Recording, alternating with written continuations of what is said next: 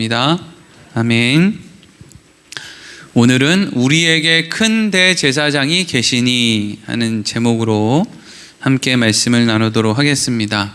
히브리서는 유대인으로 있다가 예수를 믿고 기독교인이 된 사람들 가운데 이미 어려움 가운데 떨어져 나갈 사람들은 다 떨어져 나가고 남아있는, 그냥 어떻게든 교회를 지키고 남아있는 사람들을 향해서 이제 히브리서의 기자가 그들에게 권면의 글을 쓰고 있는 내용이 이제 히브리서의 말씀이라고 했습니다.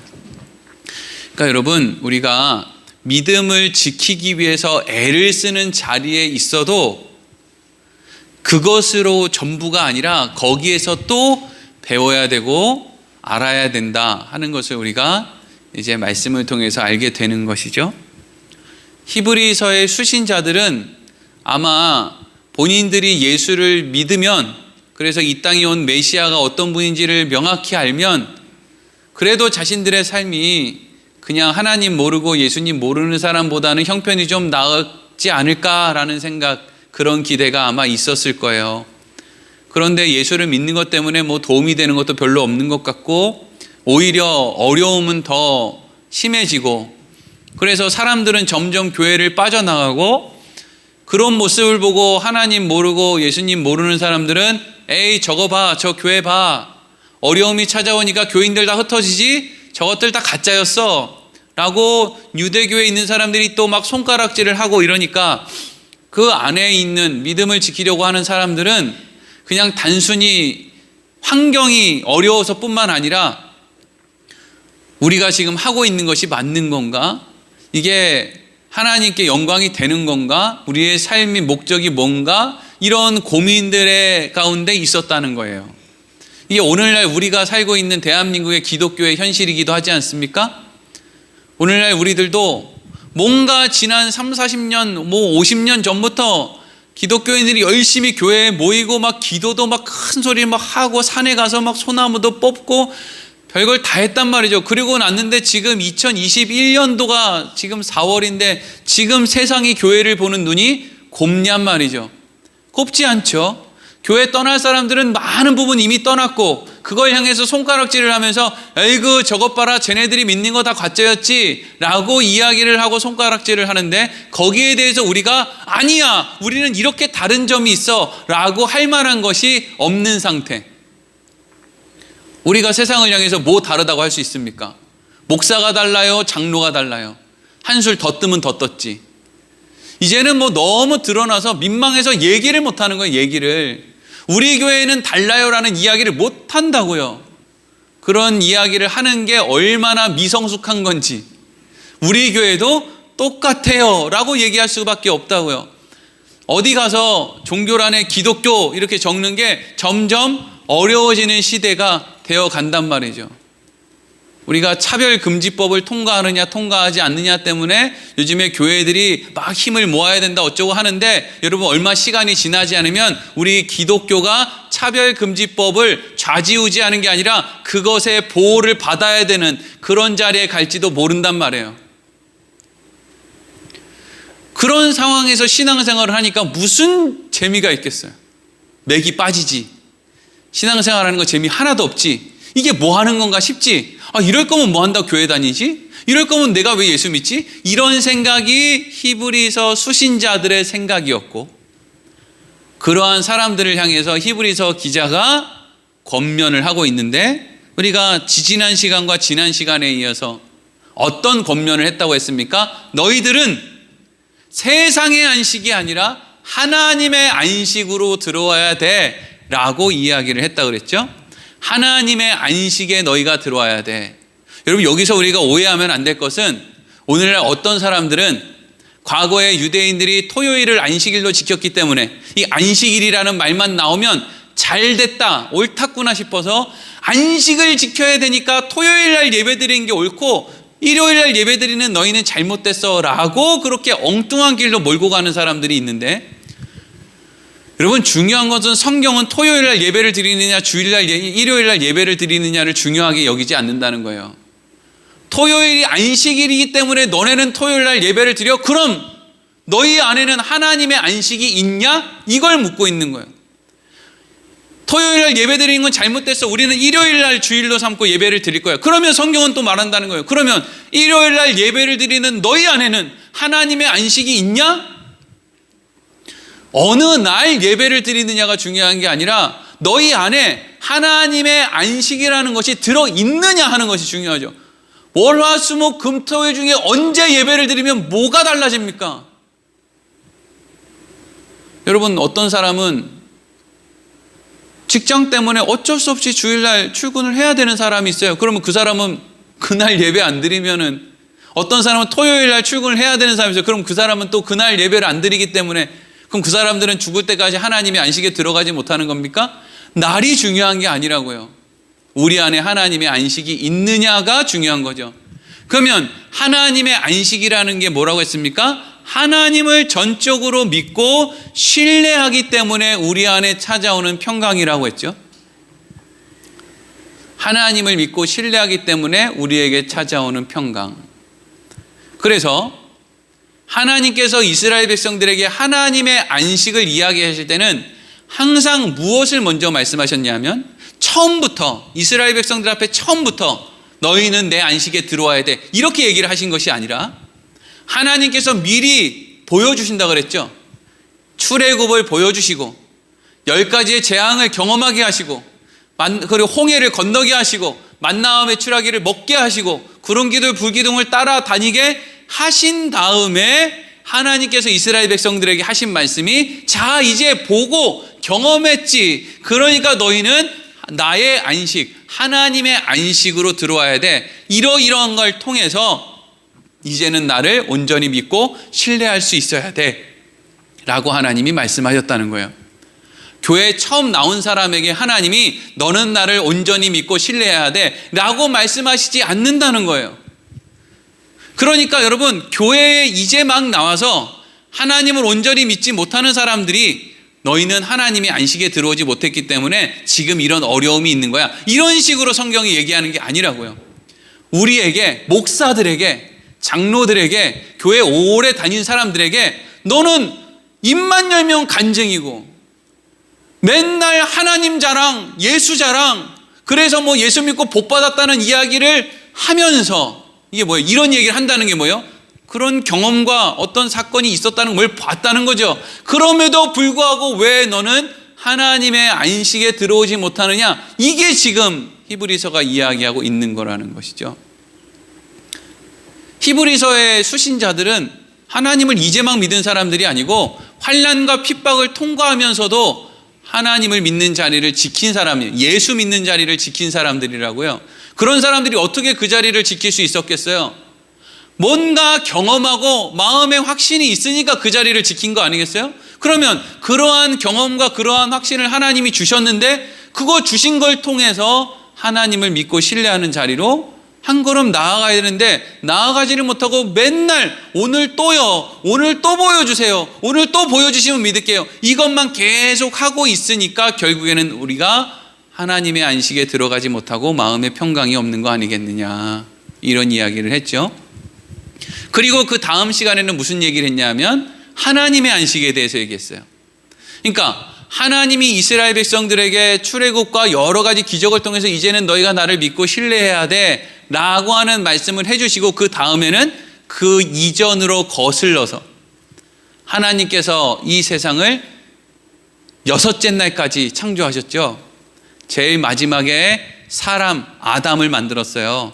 여기서 아담을 만들었다는 것은 나와 전혀 관계가 없는 다른 사람을 만들었다는 게 아니라 그 아담이 바로 여러분이고 저예요. 대표자라고요. 첫 번째 아담, 우리의 대표자. 두 번째 아담, 예수 그리스도, 우리의 대표자. 우리가 선악과를 따먹고 범죄한 그 아담과 우리가 다르다고 생각하면 안 돼요. 우리가 그 자리에 있었어도 우리도 그걸 따서 먹었을 거예요. 이렇게 생각을 해야 된다고요. 첫째 날부터 6째 날까지 모든 걸 창조하신 하나님께서 아담을 만드시고 아담에게 이 세상의 모든 것을 다 맡기셨어요. 생육하고 번성하고 땅에 충만해라. 땅을 다스려라. 모든 걸 너한테 맡긴다. 이렇게 이제 주셨죠. 그리고 나서 그 다음날 7일째 되는 날에 하나님이 안식을 하시죠. 그러니까 하나님이 아담에게 모든 걸 다 맡기셨어요. 이 세상의 모든 걸 다 맡기시고 그 다음에 하나님이 안식하셨다라는 것은 하나님이 먼저 아담을 믿고 신뢰하는 본을 보여주셨다는 거예요. 그런데 하나님이 언제까지 아담을 믿어줬어요? 목구멍에 선악과가 넘어가는 그 순간까지. 그러니까 하나님은 아담을 믿는데 어떻게 믿었느냐? 완전히 믿었다는 거예요. 완전히 믿었다. 완전히 신뢰했다는 것을 의미하는 거죠. 그러니까 하나님이 우리에게 말씀하시는 거예요. 하나님의 안식에 들어오라. 하나님을 완전히 믿고 신뢰하는 자리로 나아오라 라고 말씀할 수 있는 거죠. 하나님은 절대로 하나님이 먼저 우리에게 행하지 않은 걸 우리에게 요구하시는 일이 없어요. 하나님은 항상 남에게 대접받고 싶은 대로 내가 먼저 남을 대접하라. 이게 하나님의 방법이에요. 그래서 모든 일은 하나님이 먼저 우리 쪽으로 해주시는 것이죠. 자, 여러분, 이게 웃긴 거예요. 믿을 만한 구석이 없는 우리를 온전한 하나님은 온전하게 믿어요. 그런데 온전히 믿을 만한 부분이 있는 하나님을, 별 볼 일 없는 우리는 하나님을 못 믿는 거예요. 이거 너무 이상하죠. 믿을 구석이 없는 나를 하나님은 믿어주시는데 믿을 것밖에 없는 하나님을 나는 못 믿는다는 거예요. 그래서 우리가 하나님의 안식에 들어가지 못한다는 거예요.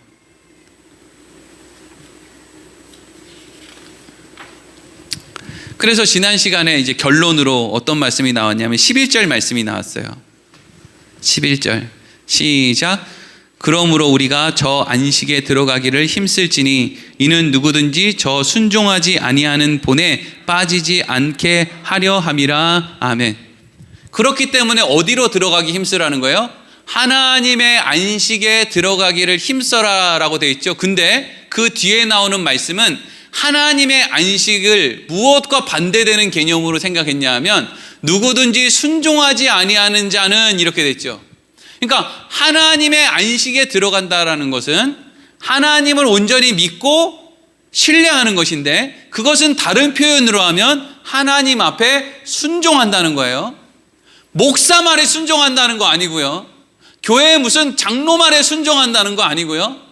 하나님의 말씀에 우리가 순종한다. 하나님을 믿고 신뢰해서 하나님 앞에 우리가 순종한다라는 뜻은 지금 여러분들이 서 있는 그 자리에서 그 자리를 하나님이 나에게 허락해 주셨다라는 그 믿음을 가지고 살아내는 걸 얘기하는 거예요. 하나님 왜 나는 이렇게 그지같이 삽니까? 하나님 왜 나는 이렇게 병이 있습니까? 하나님 왜 나는 이렇게 자식이 없습니까? 하나님 왜 나는 이렇게 자식들이 속을 새깁니까? 그런 상황을 믿음의 삶으로 살아내는 게 순종이지. 목사가 강대상에 물 떠오라 그런다고 이거 떠다 오는 게 순종이고 뭐 어디 가가지고 뭐 구두 한 켤레 사달라고 그게 순종이, 이게 순종이 아니고 이런 차원이 순종이라면 순종하는 거 쉽지요. 돈 있으면 다 순종하지 뭐. 돈 있고 시간 있으면 다 순종하는 거 아니에요. 근데 그게 순종이, 그런 수준의 것이 순종이 아니라 우리에게 주어진 삶 말이에요. 기구한 그 삶. 하나님 왜 내 인생 이렇게 만들어놨어요? 라고 이야기할 수밖에 없는 그 삶 말이에요. 그걸 살아내는 게 순종이라고요. 그럼 그걸 어떻게 살아내요?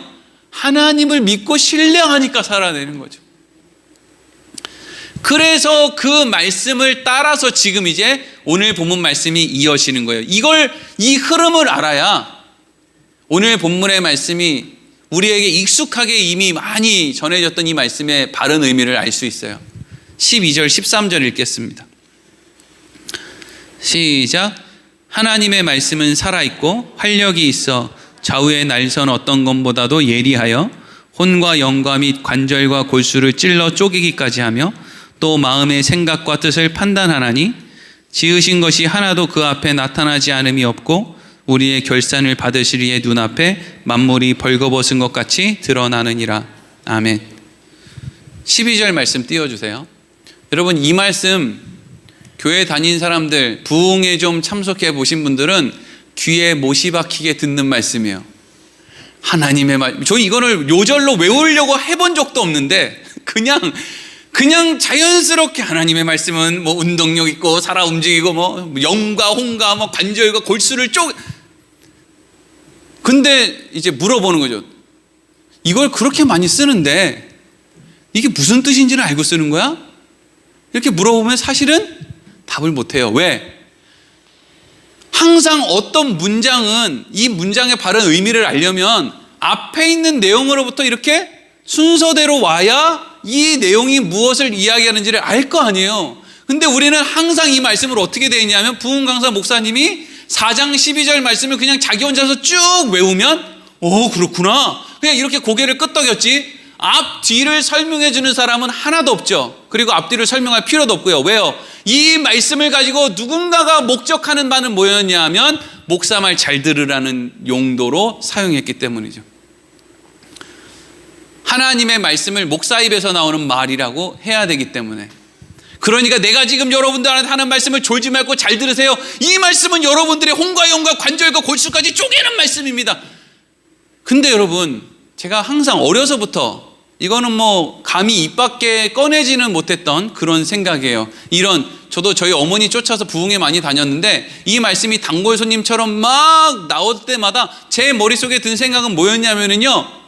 그래서 어쩌라고요? 이거예요. 어쩌라고. 하나님의 말씀이 살아있고 운동력 있다. 그래서 우리의 모든 걸 다 감찰한다. 마음과 뜻과 생각을 판단한다. 몰랐어요? 하나님이 머리털까지 세신다는 거나 이 말씀이나 달라요?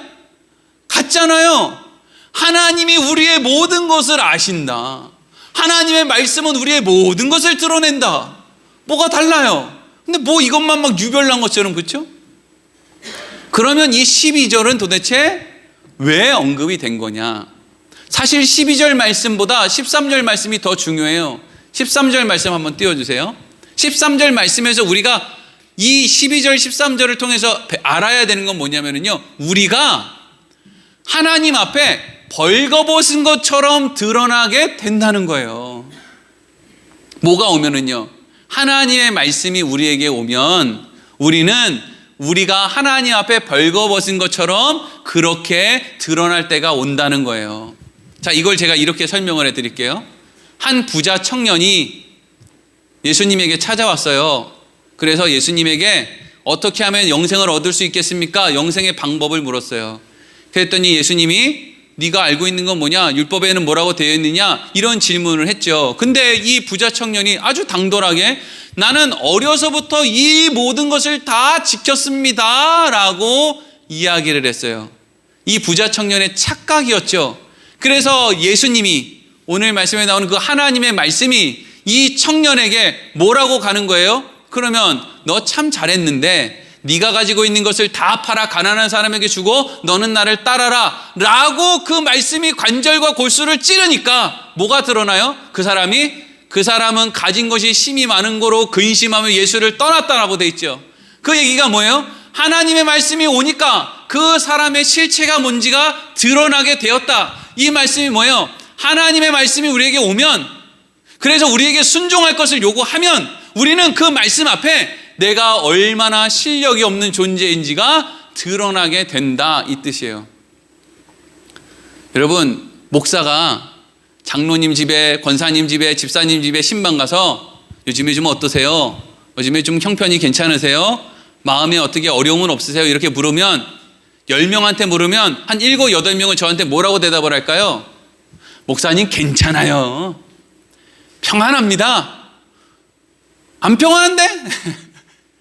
눈이 떨리는데? 인상이 찌그러들었는데? 그럼 여러분 반대로 성도들이 목사한테 목사님 요즘에 좀 어떠세요? 목사님 형편이 좀 괜찮으세요? 물으면 저는 또 어떻게 해야 돼요? 괜찮죠? 믿음으로 이기는 거죠. 목사님 근데 왜 얼굴은 썩어가요? 뭐예요? 하나님이 보실 때 신앙생활을 조금 했다는 사람들은 무슨 재주만 느느냐 하면 가면 쓰는 재주만 늘어요. 근데 그것도 맨날 들키는 가면. 모르는 거 아는 척하는 가면, 근데 조금만 물어보면 다 들통나는 가면, 안 편안한데 편안한 척하는 가면, 자식들 속 썩이는데 속 안 썩이는 것처럼 하는 가면. 그러니까 신앙생활하는 게 얼마나 힘들어요. 세상에 가도 가면 써야 되는데 교회 와서도 가면 써야 되고 얼마나 피곤하고 어려운 삶을 사느냐고요.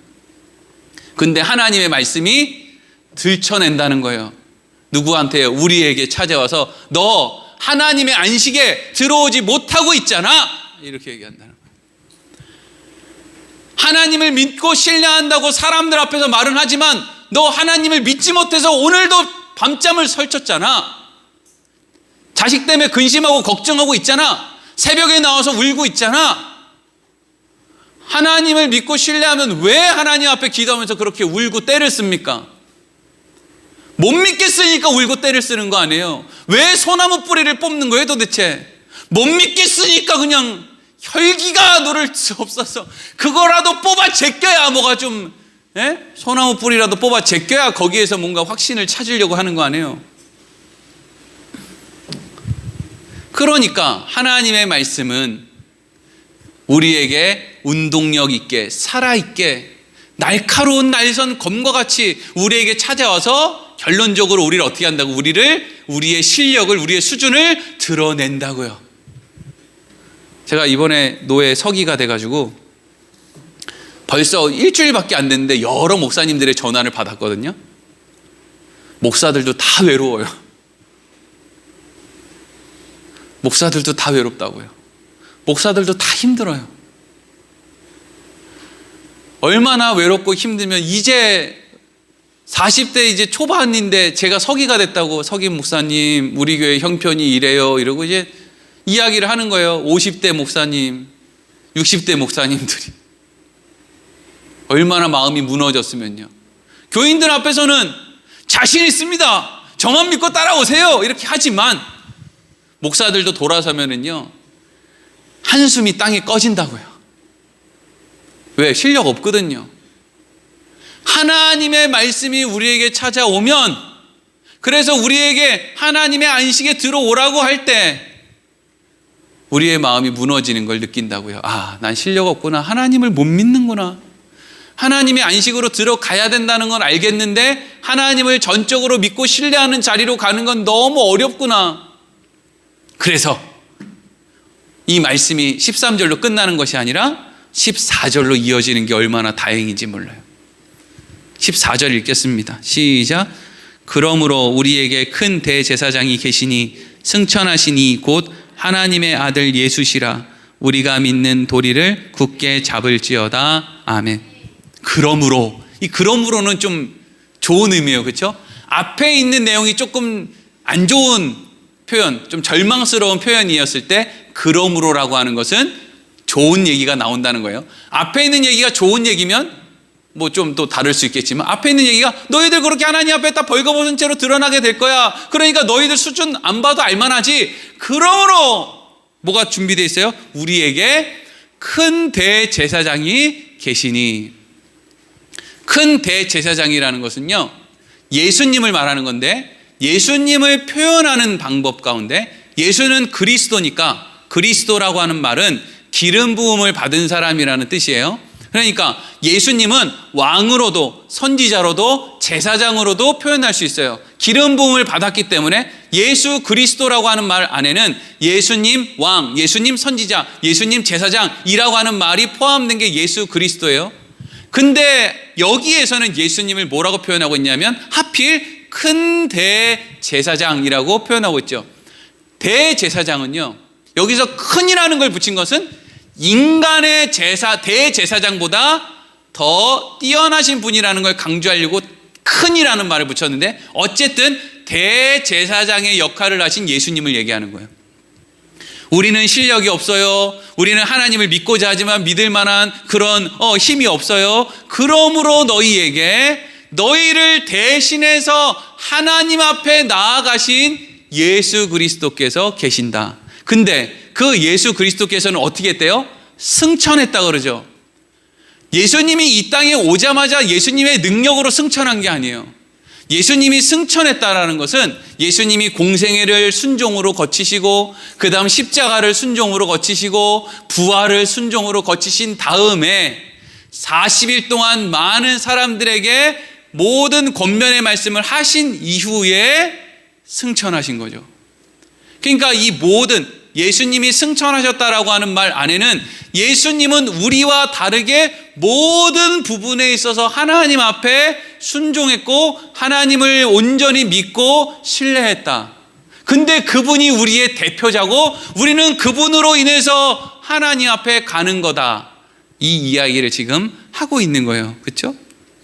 그런데 그러면 뭐 예수님이 다 하게 내버려 두고 우리는 그냥 마음대로 살면 되겠네요. 그게 아니라 이제 여기서 이제 한 가지 표현이 넘어가는 거예요. 15절 읽겠습니다. 시작. 우리에게 있는 대제사장은 우리의 연약함을 동정하지 못하실 리가 아니요 모든 일에 우리와 똑같이 시험을 받으신 이로되 죄는 없으시니라. 아멘. 여러분 이 말씀도 그냥 요것만 덜렁 떼어놓고 이게 이런 뜻입니다 라고 하면 이 말씀이 무슨 의미인지를 알 수 있을까요? 없을까요? 당연히 모르겠죠. 히브리서의 말씀이 지금 쭉 이어지고 있으니까 이 말씀의 의미를 바르게 알 수 있는 거예요. 여기에서 우리에게 있는 대제사장은 우리의 연약함을 동정하지 못하실 리가 아니다 이렇게 써있죠. 여기서 우리의 연약함은 배고픔, 추위를 느끼는 것, 그리고 무슨 세상에서 환경적으로 어려움을 당하는 그런 것들을 얘기하는 게 아니에요. 그런 게 아니라고요. 여기에 얘기하는 우리의 연약함은 그냥 교회 갈까 말까? 추운데 옷을 입을까 말까? 배고픈데 나는 먹을까 말까? 이런 종류의 세상에 사는 사람들도 다 겪는 그런 연약함을 의미하는 게 아니고 지금 히브리서 기자가 누구에게 편지를 쓰고 있는 이 글을 쓰고 있는 거예요? 히브리서 수신자들에게 쓰고 있잖아요. 잘 생각을 해보세요.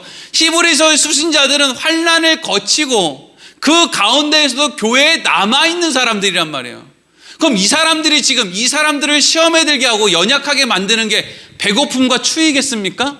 여러분 신앙생활 안 해봤어요? 암만 추워도 믿음의 길을 걷겠다고 하는 사람들은요 교회 마룻바닥에 꿇고 밤새도록 그 마룻바닥을 그 사람이 데워요. 그 사람이 그 마룻바닥을 데운다니까요. 그 연약함에 앉아요 이 사람들이. 옛날에 그거 다 해봤잖아요. 금식도 해보고요. 없는 환경에 헌신, 헌금 얼마나 많이 해봤냐고요. 그런 거 안 진다고요. 그런 얘기를 하는 게 아니에요. 그러면 여기에서 우리의 연약함으로 나오는 게 뭐냐면 이런 거예요. 우리가 신앙생활을 할 때 나의 어떤 행동을 통해서 하나님께 영광을 돌리려고 하는 그것이 드러나는 것을 얘기하는 거예요. 예를 들면 이런 거죠. 여러분 예수 믿는 사람들이 세상에서 그래도 돈을 좀 버는 게 좋겠습니까? 돈을 좀 벌지 않아도 좋겠습니까? 우리는 어떻게 생각하냐면 기본적으로 우리는 세상에서 돈을 좀 벌어서 사람들 앞에 나 예수 믿으니까 이렇게 하나님이 도와주셔서 나 돈 잘 벌게 됐어. 그러니까 너희도 예수 믿고 이렇게 돈 잘 벌고 편안하게 살아라. 이렇게 전도를 해야지라는 생각을 한다는 거예요. 이게 우리의 연약함을 얘기하는 거예요. 예수 믿으니까 내가 병에 걸렸는데 그래서 내가 이 병으로 죽는 게 아니라 하나님께 기도해서 내가 이 병이 나아서 사람들에게 다니면서 나 이거 예수님한테 기도했더니 나 이 병 나았어요. 그러니까 당신들도 내가 하는 이 말을 듣고 이렇게 기도하면 병에 걸린 사람들 당신들 병에 나을 수 있고 구원받을 수 있어요. 이렇게 하고 싶어서 내가 병에 나았으면 하는 마음이 우리 안에 있는데 이게 신앙생활 하는 사람들에 있어서는 연약함이라는 거예요.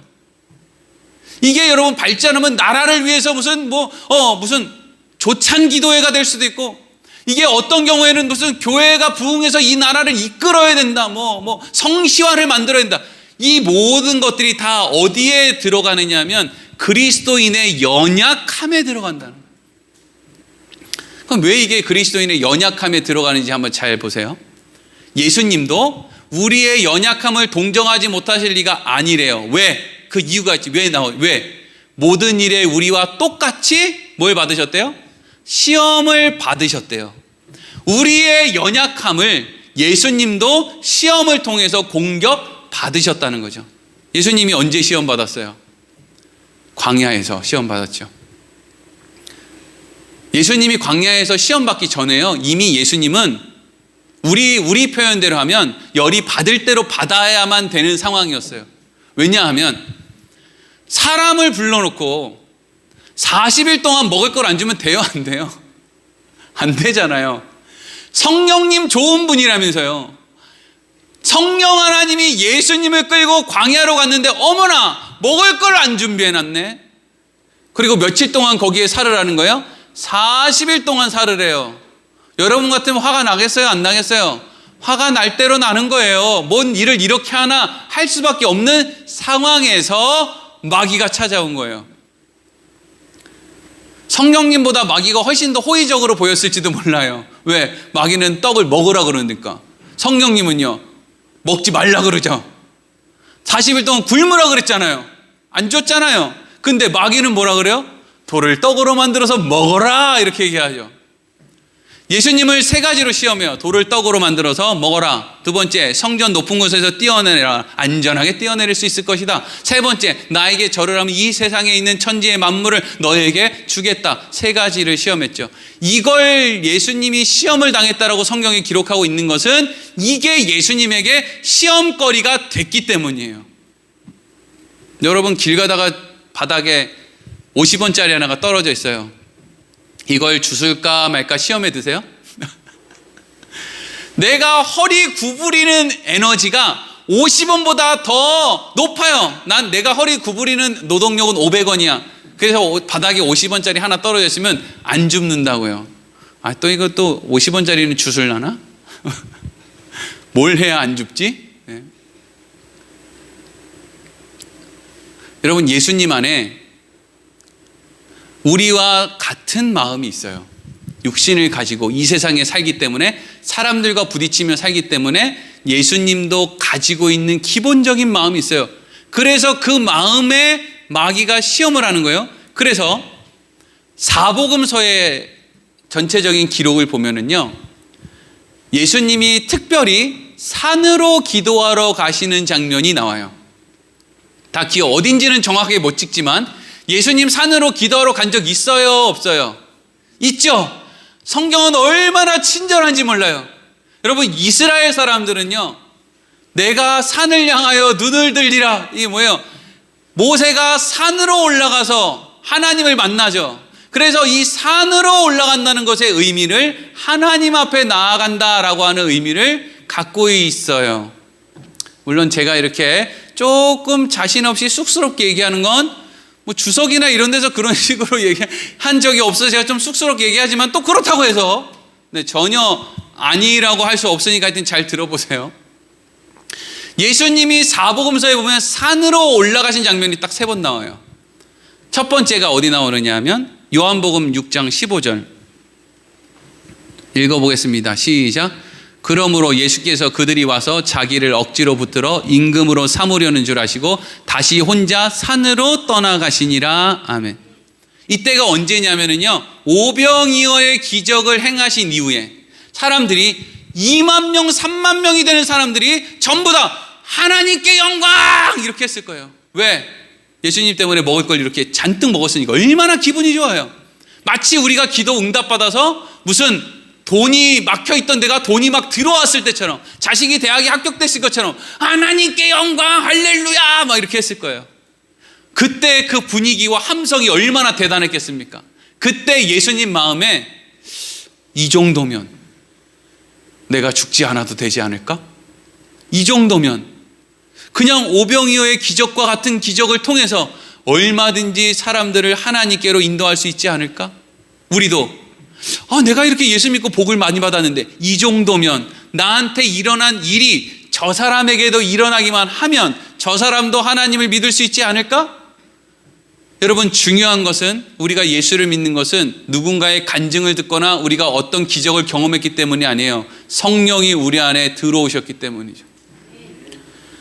모든 사람들이 엄청난 기적을 다 경험해도요, 오병이어의 기적을 통해서 이스라엘에 있는 사람들의 입에 전부 다 먹을 것을 넣어줘도 그 사람들은 예수를 안 믿는다고요.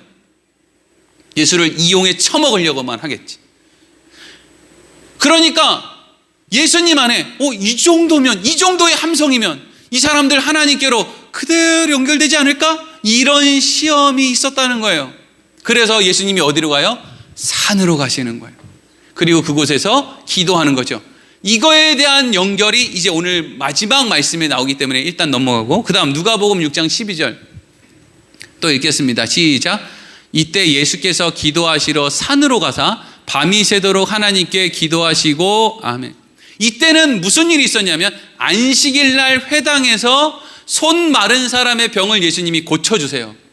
분위기가 어땠을까요?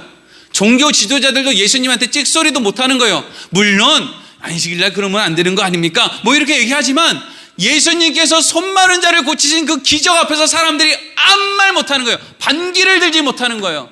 그러니까 이게 예수님에게 또 시험이 됐다는 거예요. 이런 기적을 계속 보여주면 내가 십자가에 죽지 않아도 이러이러한 방법으로 사람들이 하나님께로 나아갈 수 있지 않을까?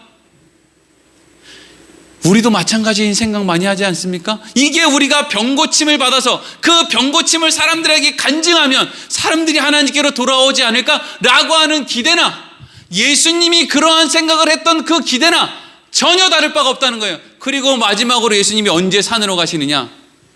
죽으시기 전에. 마태복음 26장 36절입니다. 읽겠습니다. 시작. 이에 예수께서 제자들과 함께 겟세마네라는 곳에 이르러 제자들에게 이르시되 내가 저기 가서 기도할 동안에 너희는 여기 앉아 있으라 하시고, 아멘. 예수님이 십자가에 죽기 전날 밤에 겟세마네 동산 감람산에 올라가셔서 거기서 땀방울이 핏방울이 되도록 열심히 기도를 하셨는데, 그때 예수님이 기도한 제목이 뭐였죠? 주여 내 뜻대로 마옵시고 아버지 뜻대로 하옵소서, 이거였죠. 그러면 이건 결론이에요. 내 뜻대로 마옵시고 아버지 뜻대로 하옵소서, 이건 결론이고, 그러면 서론과 본론은 뭐예요? 하나님, 제 생각은요, 제 뜻은요, 제 잔이 너무나 무겁고 그렇기 때문에 이건 이렇게 하면 안 될 것 같고, 그러니까 내 뜻대로 마옵시고 아버지 뜻대로 하옵소서가 십자가라면, 그럼 예수님의 뜻은 십자가가 아니더라도 사람들에게 먹을 걸 공급해 주는 걸로, 안전함을 제공해 주는 걸로, 눈에 보이는 세상의 성공과 명예와 부흥으로 우리가 얼마든지 예수님의 십자가가 아니더라도 하나님께로 나아갈 수 있는 방법이 있지 않겠습니까? 이게 예수님이 하나님께 기도했던 예수님의 잔이에요. 예수님의 뜻이고요. 근데 예수님이 결론을 어떻게 내려요? 내 뜻대로 마옵시고 아버지의 뜻대로 하옵소서. 이것은 예수님이 십자가에서 죽어야 된다.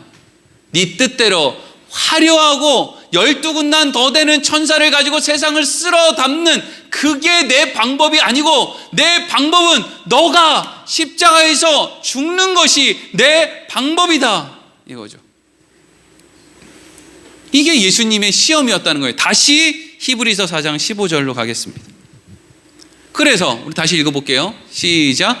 우리에게 있는 대제사장은 우리의 연약함을 동정하지 못하실 리가 아니요 모든 일에 우리와 똑같이 시험을 받으신 이로되 죄는 없으시니라. 아멘. 여러분, 신앙생활 하는 사람들 중에 물론 평생에 간증거리가 한두 번 없는 사람이 어디 있겠습니까? 그런데 간증거리가 많아요? 아니면 위축되는 일이 많아요? 위축되는 일이 100만 배는 더 많아요. 기도 응답되는 게 많아요? 기도 응답 안 되는 게 많아요? 기도 응답 안 되는 게 100만 배는 더 많다고요. 세상에서 자랑할 일이 많아요? 손가락질 받을 일이 많아요? 손가락질 받을 일이 100만 배는 더 많아요. 이건 우리 뜻이랑 다른 거예요. 예수님의 뜻과도 다른 거였어요. 근데 예수님은 아버지의 뜻대로, 우리에게도 아버지의 뜻대로 오라는 거예요. 우리가 원하는 뜻대로, 마치 예수님이 원하는 뜻대로 갔으면요, 우리 구원 못 받아요. 예수님이 내 뜻대로 마옵시고 아버지의 뜻대로 하소서라고 했기 때문에 지금 우리가 구원 받은 거잖아요. 예수님의 뜻이라는 건 십자가 안 지겠다는 거잖아요. 근데 그러면 우리가 어떻게 구원을 받냐고요. 이건 마찬가지예요. 아버지의 뜻을 따르는 것이 훨씬 더 아름답고 좋은 열매를 맺을 수밖에 없다는 것이죠. 그런데 예수님은 15절 끝에 어떻게 했다는 거예요? 그런데 죄는 없으시다 라고 되어 있죠. 여기서 죄는 없으시다는 이야기는 우리는 결론을, 그렇기 때문에 우리는 하나님께 순종하지 못하고 세상으로 또 나가겠습니다, 이게 우리의 결론이면, 예수님은 아버지의 뜻대로 하옵소서 이러고 순종의 길로 갔다는 거예요.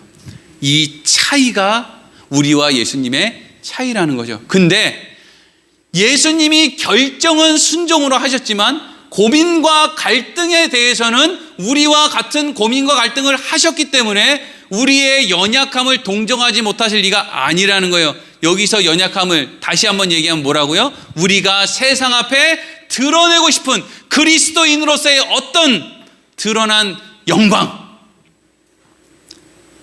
이게 목사들이 제일 많아요. 목사들이 교인들에게, 여러분 우리 교회가 이렇게 건축을 했습니다, 성전 봉헌식을 합시다, 이런 거 좋아한다고요. 왜? 그걸 통해서 뭔가를 드러내고 싶은 거예요. 나 하나님께 지금 영광 돌리고 있어 라는 걸 드러내고 싶은 거예요. 그러니까 우리가 이렇게 잘하고 있으니까 세상 사람들 교회로 오세요, 이거 하고 싶은 거예요. 근데 세상 사람들이 교회에 온다고 그게 되냐고요. 성령이 해야 되는데. 장우산 나눠주고 교회 행사한다고 뭐 감성 터치, 마음 터치 해가지고 맨날 찔끔찔끔 선물 하나씩 주다가 마지막 날에는 이따시만한 선물 빡 주고 그래가지고 교회 한번 오세요. 교회 나왔어요. 그러면 그 사람이 예수를 믿냐고요. 성령이 그 안에 들어가야 믿지. 그러니까 성령이 아니라 내가 행하는 것을 더 의지하는 사람들은 하나님의 안식에 들어갈 수가 없는 거예요. 내 열심에만 있는 거죠. 그래서 열심히 열정을 갖고 뭘 하는 목회자들은 늘 얼굴이 썩어 있어요. 저도 썩어 있나요? 저는 얼굴에 기름이 껴있나요? 뭘 열심히 안 하니까 민망하니까 머리가 따끔거리네. 열심히 하라는 건지 열심히 말라는 건지 어쩌라는 건지. 여러분 우리가 열심히 해야 될 게 있고 열심히 하지 말아야 될 게 있거든요. 내 열심으로 하나님의 일을 어떻게든 해야 되겠다, 내 열심으로 하나님께 영광을 돌려야 되겠다, 이런 일들은요 하지 말라는 게 아니고요, 내 힘으로 안 돼요. 그 마음의 중심은 알겠으나 내 힘으로 할 수 있는 영역이 아닌 거예요. 그럼 우리가 힘을 다하고 열심을 다해서 해야 되는 영역은 어떤 영역이냐면요 16절이에요 읽어보겠습니다. 시작. 그러므로 우리는 긍휼하심을 받고 때를 따라 돕는 은혜를 얻기 위하여 은혜의 보좌 앞에 담대히 나아갈 것이니라. 아멘. 그러므로 우리는, 대제사장이신 예수님이, 우리의 본이 되신 예수님이 하신 일을 쭉 설명해 놓고, 그러므로 우리도 긍휼하심을 받고, 하나님의 긍휼하심을 받고 때를 따라 하나님이 우리를 돕는 그 은혜를 얻기 위해서 은혜의 보좌 앞에 나아가야 된다, 이렇게 돼 있죠. 예수님이 시험이 찾아왔을 때 산으로 하나님 앞에 가서 기도하는, 그게 은혜의 보좌 앞으로 담대히 나가는 거예요. 그럼 은혜의 보좌 앞으로 담대히 나아가면 하나님은 예수님께 무엇을 이야기하셨을까요? 이 히브리서 4장 전체 맥락을 보면 하나님이 예수님에게 하신 말씀은요, 나는 너를 믿는다, 나는 너를 신뢰한다, 이거예요. 우리는 이 자리로 열심히 가는 거예요. 우리 인생에 어려움이 찾아올 때 은혜의 보좌 앞으로 나아가면 하나님이 여러분들한테 그렇게 얘기하는 거예요.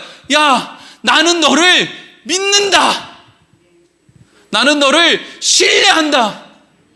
과거의 아담의 목구멍에 선악과가 넘어가기까지 나는 그를 믿어 의심치 않았다. 두 번째 아담으로 이 세상에 온 그 예수를 나는 믿어 의심치 않는다.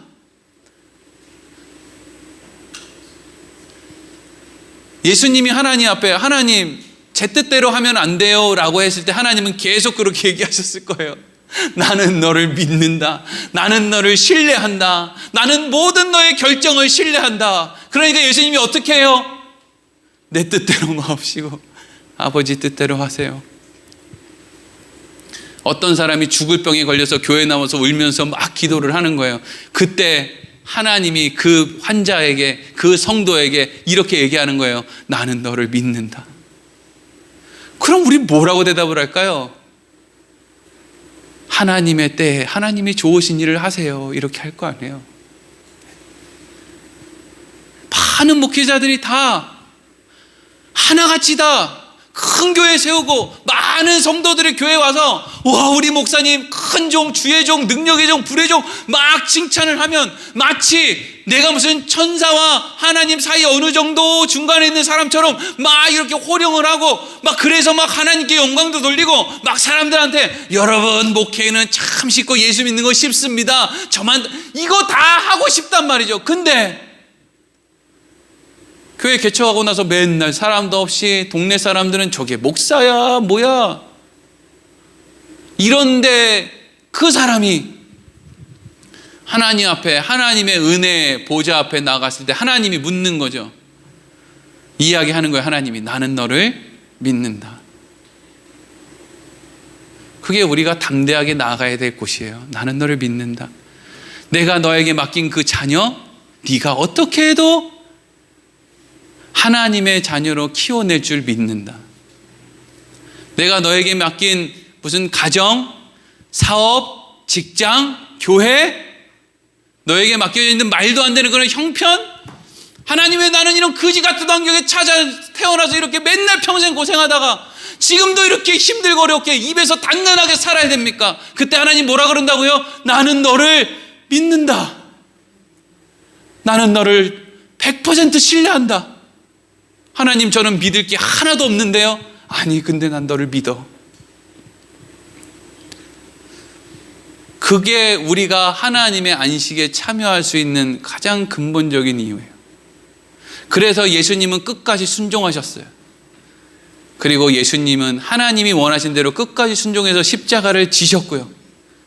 그리고 이제는 예수님이 하나님을 믿어서 죽으셨을 때 하나님이 그 믿음에 걸맞게 하나님이 예수님의 이름을 모든 이름 위에 뛰어난 이름으로 바꿔주셨죠.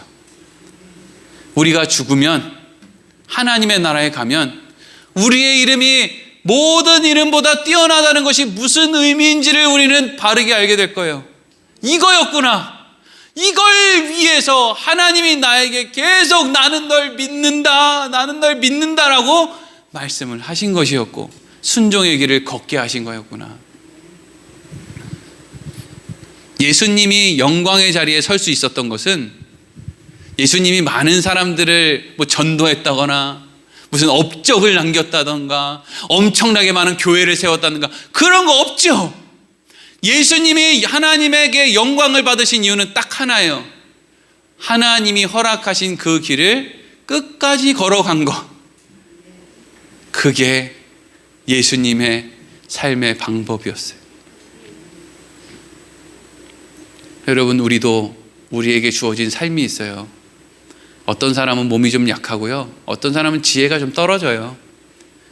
그래서 어떤 사람은 투자만 하면 오르는데 어떤 사람은 투자만 하면 이상하게 다 떨어져요. 망하는 길로 가는 것 같아요. 그래서 사람들이 돈 버는 사람은 다 따로 있어 이런다고요.